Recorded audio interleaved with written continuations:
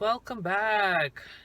It's about time, It's time to go get your vaccines. And that is why I'm gonna get this truck ready and washed. I have not washed this truck since I'm not even sure, like mid last year. I stopped washing it. Just I had nowhere to go, and then also I had a bunch of projects. That's not the reason. The reason is I had a bunch of projects going on.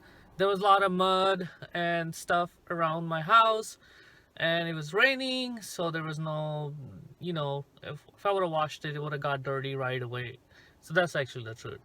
So enjoy the video. I'll link all the products that I'm going to be using in the description below. I'll leave a link for Amazon, but you can get them anywhere. I believe I got most of them from Costco, the tire spray and the power wash and all that.